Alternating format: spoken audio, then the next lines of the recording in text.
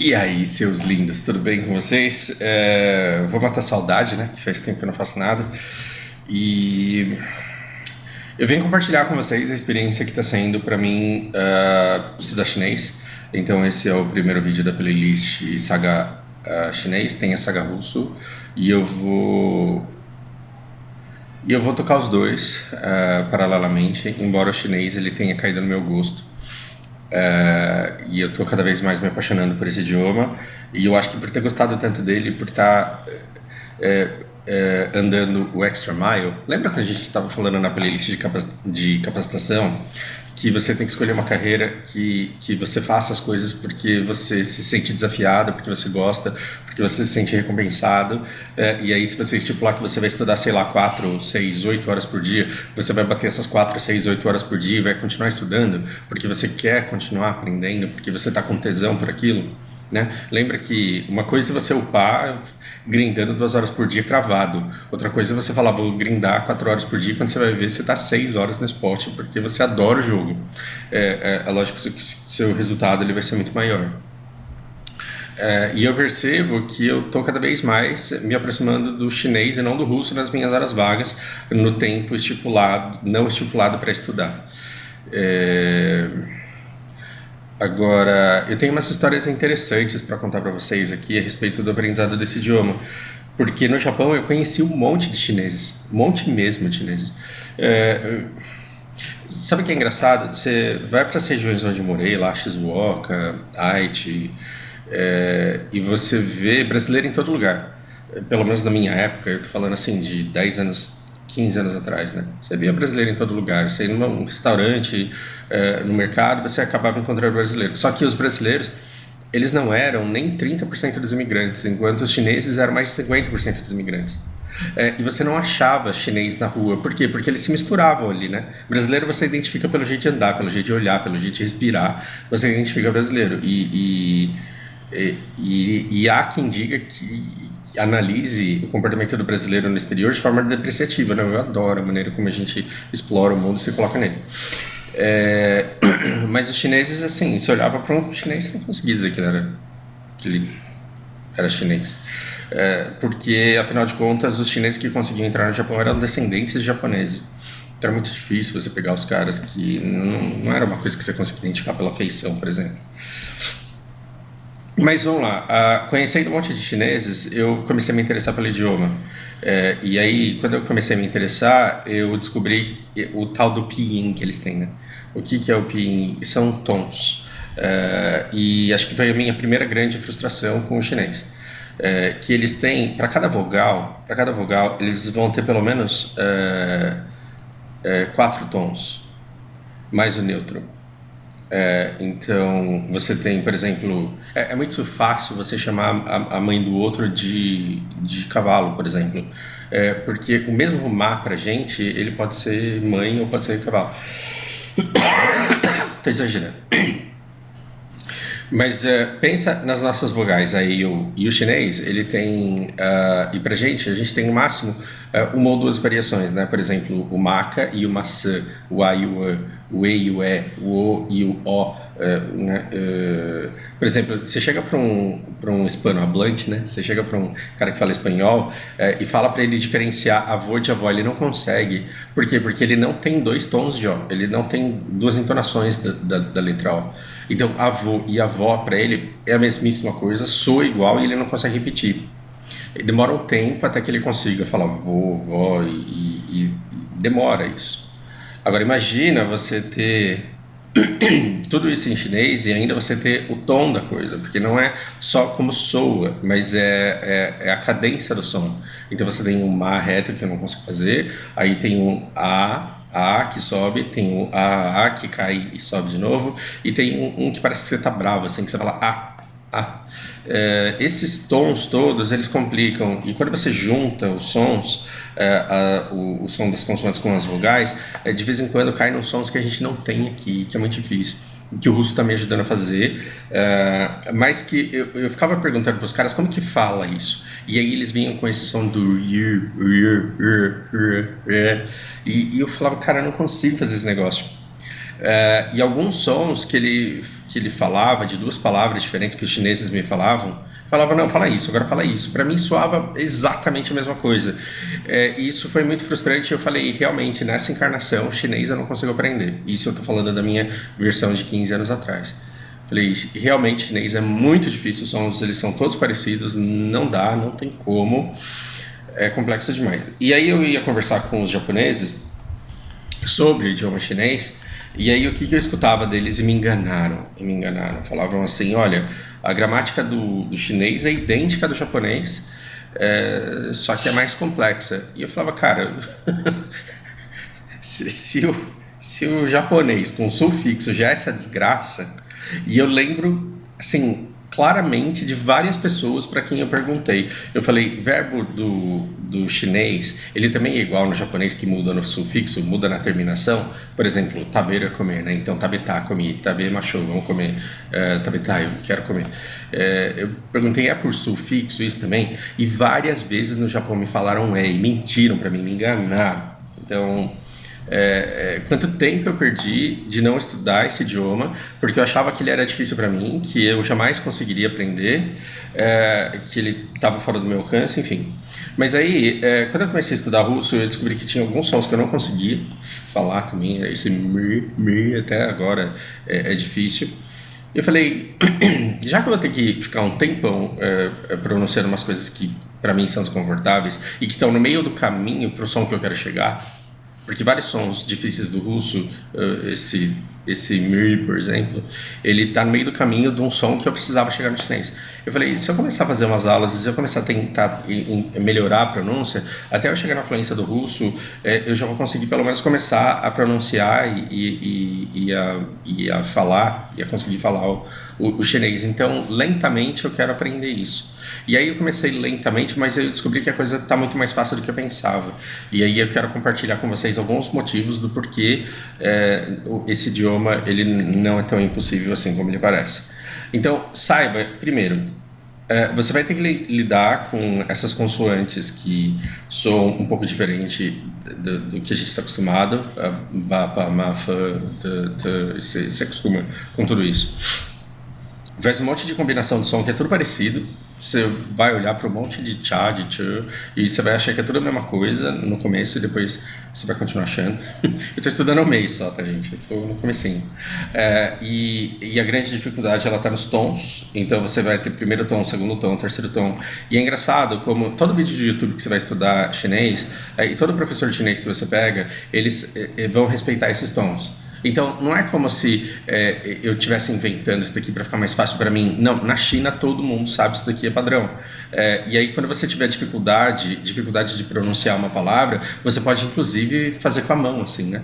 Então, o A que eu quero é esse daqui, ó. O A que eu quero é esse daqui. Não é esse, e não é esse, e não é esse. O A que eu quero é esse, porque eu não estou conseguindo dizer para você. E eles vão entender o que você quer, o que você quer expressar com isso. A partir disso, você começa a descobrir as maravilhas do chinês e tudo aquilo que é mais fácil. E com uma das minhas professoras de chinês, que foi a minha favorita até então, e com quem eu quero continuar fazendo aulas, porque é incrível assim, a bagagem que ela tem, a forma como ela coloca, o que descobrimos? Eu, particularmente, não sabia. Em 1920, houve uma reforma do idioma chinês. Sabe aquilo que eu vivo falando que não dá certo? A gente tenta fazer uma reforma ortográfica, até pega, mas não dá para mudar o jeito que a gente fala, porque se desse a gente poderia simplificar muito o idioma do jeito que ele existe. Né? Pensa que a gente tem 6 formas. Eu trabalho, tu trabalhas, ele trabalha, nós trabalhamos, vós trabalhais, eles trabalham. A gente já foi esperto, a gente já foi inteligente, porque a gente tirou tu e virou você, a gente tirou nós e virou a gente, e a gente tirou vós e virou vocês. Então eu trabalho, você trabalha, ele trabalha, a gente trabalha, vocês trabalham, eles trabalham. 6 formas, só no presente. 3? As 6 viraram 3 formas no presente. Só que a gente tem 3 no passado, tem 3 no futuro, tem 3 em tudo que é tempo. E eu digo que o inglês ele é quase perfeito, porque ele é um e só no presente que aquele do vira does lá, né? E não precisava também, não precisava disso. O chinês, ele é perfeito nisso. Porque ele não tem conjugação de verbo. O chinês, ele simplesmente não tem conjugação de verbo. É eu trabalhar, eu vou trabalhar e eu passar a trabalhar. Acabou. Para todas as pessoas. Então é eu trabalhar, eu vou trabalhar, você vai trabalhar. E a conjugação dos verbos, ela não muda, não tem segredo. E você fala, não é possível que seja simples desse jeito. E aí eu comecei a conversar com essa minha professora e eu falei, cara, não faz sentido que seja desse jeito, porque várias vezes os japoneses me disseram que a gramática era parecida.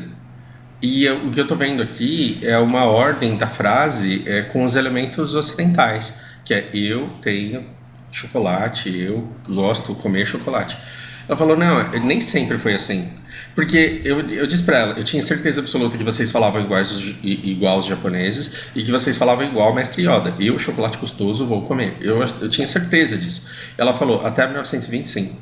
E aí nós temos um evento super interessante, que é a China enorme, toda espalhada, sem internet, sem WeChat, sem essa interação, sem esse contato todo, sem televisão, com uma história antiquíssima, com um monte de regiões completamente isoladas. Aí você tinha um monte de dialetos, cada dialeto funcionando do seu jeito, e grupos de pessoas espalhadas nos países que não se entendiam.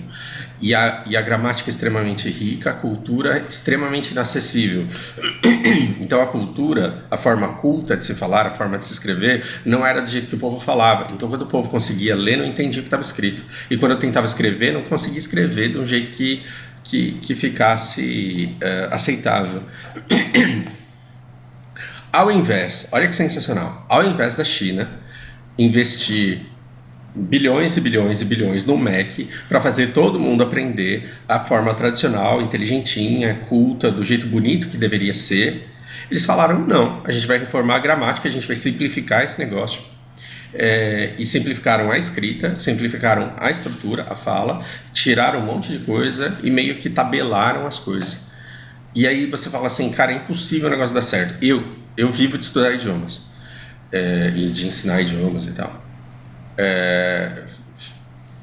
Cara, não é possível que o negócio dê certo. E deu. Tá funcionando.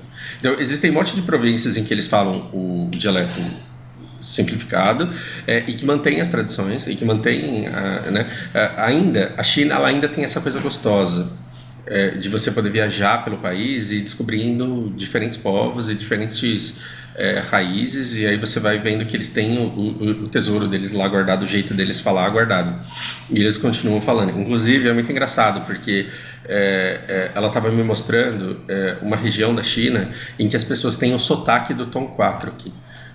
Do mesmo jeito que algumas regiões do Brasil puxam muito puxam muito R, lá todo mundo fala nesse tom 4. E o tom 4 parece que você tá bravo, né? I. E aí parece que tá todo mundo brigando, tá todo mundo irritado um com o outro. Isso é muito divertido. Mas ainda assim, em todas essas regiões, o simplificado ele tá funcionando e tá funcionando, e ele é simplesmente maravilhoso.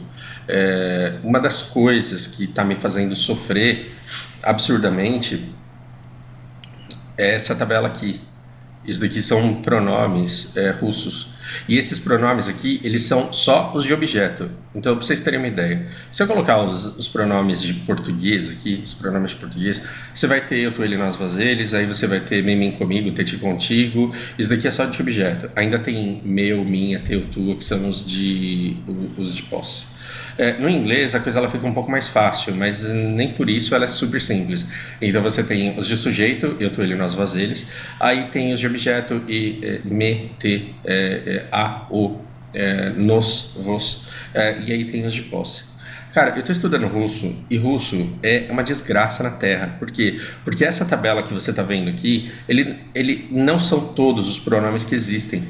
Essa tabela que você está vendo aqui, elas são só os pronomes de objeto. Sim, só os pronomes de objeto. Então, quando você tem o eu, é ya. Agora, a mim, ou me, é minha, minhe, minhum. Estou fazendo piada aqui. Mas se você está vendo a pessoa, é um jeito. Se é ela que vai, é outro pronome. Se você vai com ela, é outro pronome. E os pronomes eles vão se transformando, e esses daqui eles são só de objeto. Ou seja, toda essa tabela aqui, ele equivale somente a essa coluna a essa segunda coluna dessa tabela aqui. E aí depois disso você ainda tem os possessivos. Ou seja, pronomes no russo, cara, um puta no pesadelo. Dá pra aprender? Dá pra aprender. Agora, quando você chega nos pronomes do chinês, aí você fala, cara, não é possível que é tão fácil desse jeito. E realmente, não evoluiu naturalmente para isso. Decidiram que seria assim e ficou assim, e ele é maravilhoso desse jeito. Então, o que você tem? Você tem o pronome wo, que é eu, e ele serve para mim e comigo e tudo isso. E o ni para you, o ni, um nin, assim, ele é um você mais educado. E você tem 3 tipos de tá. Tá é ele, tá é ela, tá é isso também. Então, he, o she, o it é tudo tá.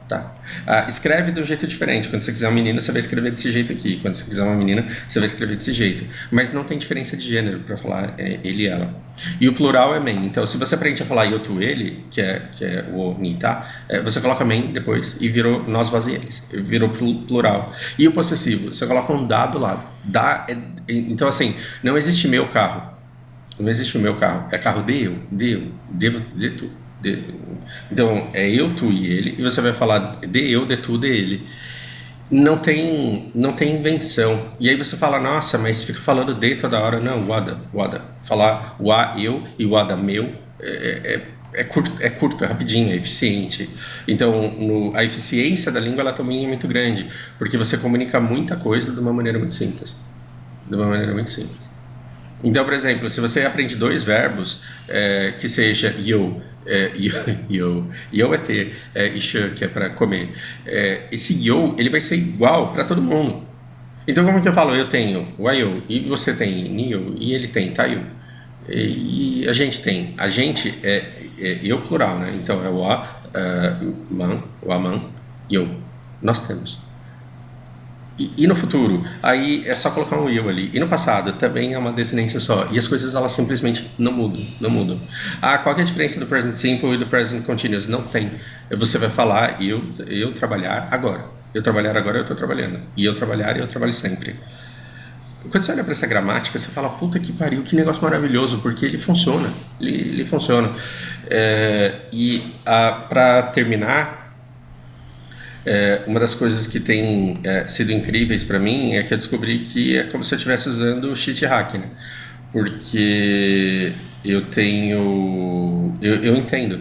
Então, quando eu bato o olho numas imagens dessa aqui, eu não sei a pronúncia, mas eu sei o significado. Então, o japonês ele está me ajudando muito nesse sentido. Então, agora eu aprendi que é row. Eu não consigo falar row. Vai melhorar isso. Row.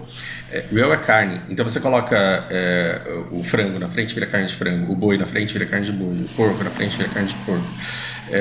E eu não consigo saber a pronúncia de todas as palavras, mas o japonês me familiarizou muito com o significado delas. Ou seja, eu sinto que eu estou roubando nisso porque a grande dificuldade que é você conseguir ler os termos, eu não tenho grandes dificuldades. E aí eu desenterrei o Anki. Esse Anki é esse programa maravilhoso de flashcards que você pode baixar e você pode ou fazer os seus decks ou então baixar os decks prontos. Que foi o que eu fiz. Eu baixei um deck de 2.000 cartas e eu fico treinando no tempo livre que eu tenho. Né? Então, eu sei que essa letra aqui significa eu sei que isso daqui é o plural, e eu sei que isso daqui em japonês é correr, mas em chinês é andar. Então, quando eu pego a palavra eu, plural, andar, eu entendo que nós vamos. Womenzou. E aí significa let's go. Isso... E aí você fala assim, Fausto, mas eu não vou conseguir aprender porque é muito difícil. Se você pegar esses flashcards, você consegue. Porque escrever tudo isso daqui, eu também não consigo.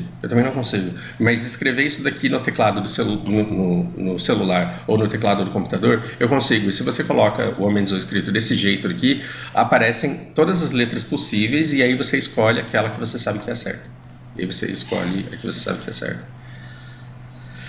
Isso tem sido muito divertido e assim, descobrir o quanto de gente já se ocupou de desenvolver material e de fazer coisas para facilitar o seu aprendizado E o quanto a China investiu na popularização do ensino do chinês para que ele se torne acessível para aquelas pessoas que queiram, faz com que eu fique muito feliz de estar vivendo nesse tempo da história, porque 20 anos atrás, alguém que tivesse a mesma vontade que eu tenho hoje para aprender chinês não conseguiria nem 1% do conteúdo disponível que a gente tem para explorar hoje para aprender o idioma caso a gente queira. Então, isso simplesmente me deixa muito feliz.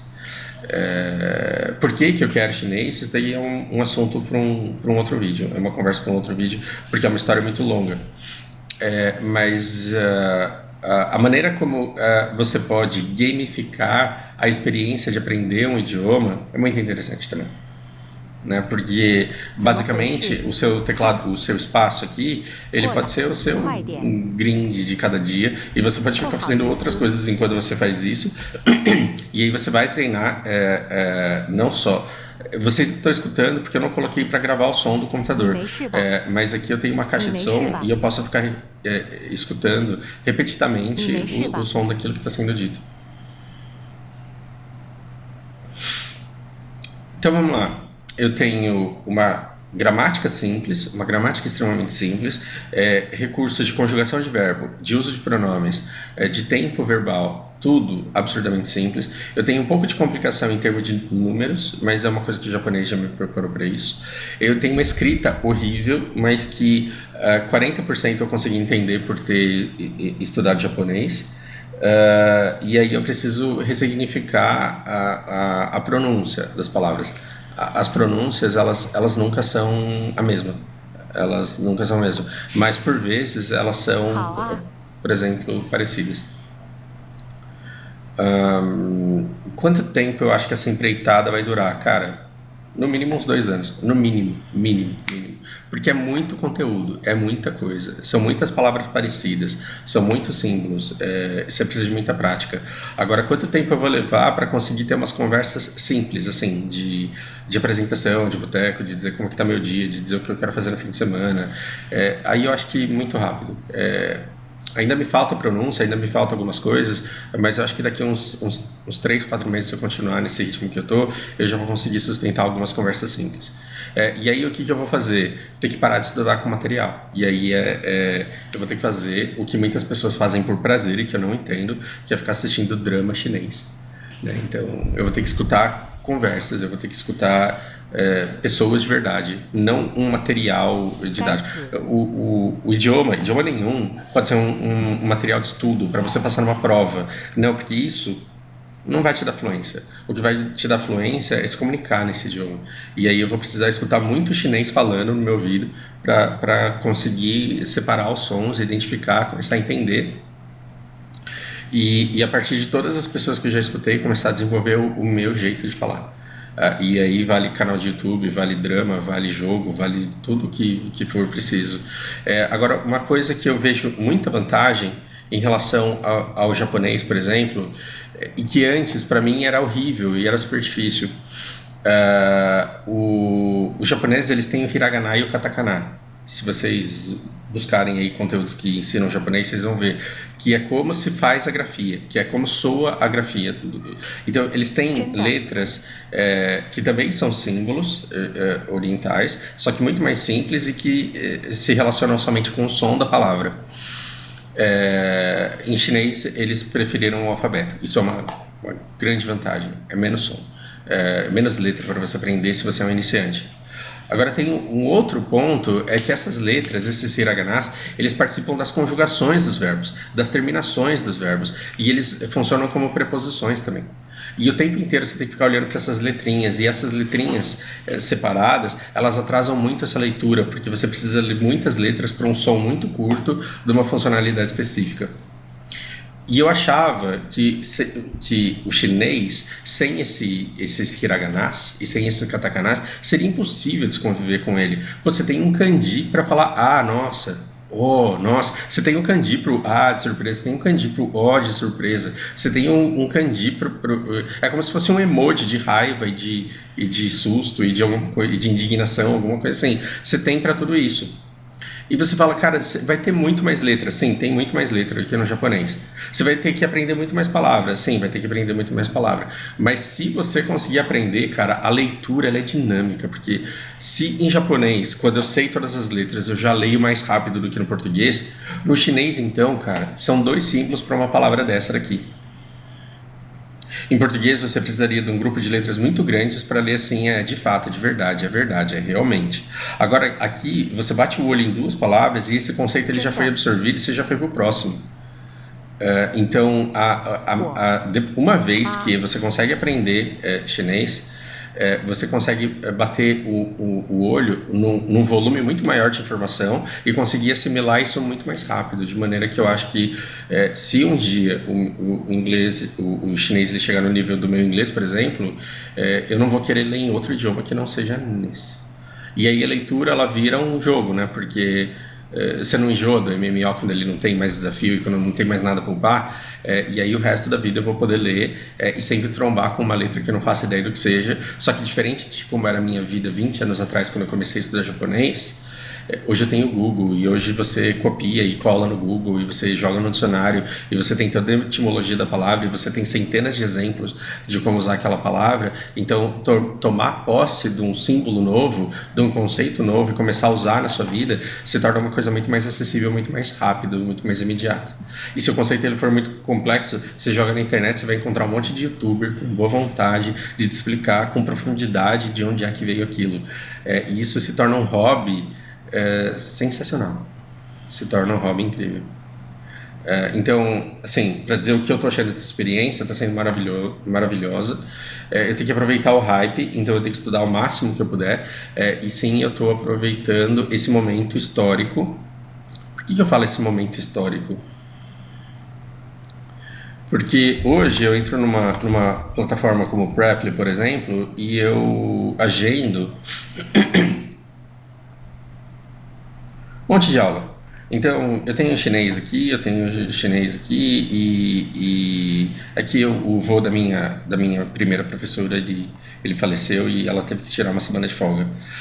Mas aí eu vou começar a me encher de aula de chinês, pelo menos 4 ou 5 por semana, e eu vou pagar para essas pessoas que estão me ensinando aquilo que elas de fato cobram, e para mim vai ser muito tranquilo fazer esse pagamento. Por quê? Porque o real ele ainda tem um certo poder relevante no custo de vida chinês por enquanto. Por enquanto.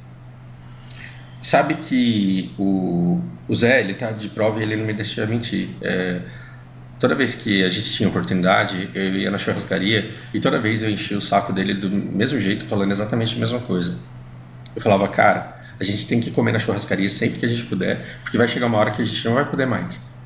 Eu vivia falando isso pra ele. Eu falava, a gente tem que aproveitar. Toda vez que a gente puder ir numa churrascaria, a gente tem que ir, porque esse hábito ele não vai ser sustentável para sempre. Quando a gente envelhecer, a gente não vai poder ficar fazendo isso. E o motivo que eu dizia é porque a água vai começar a acabar no planeta, a população ela vai continuar crescendo, mas o problema ele não é nem esse. O problema é que 20 anos atrás, os chineses eles ganhavam tão pouco e eles passavam tanta privação e tanta necessidade que não passava na cabeça de um chinês que um dia ele teria dinheiro para comprar carne importada. Não passava.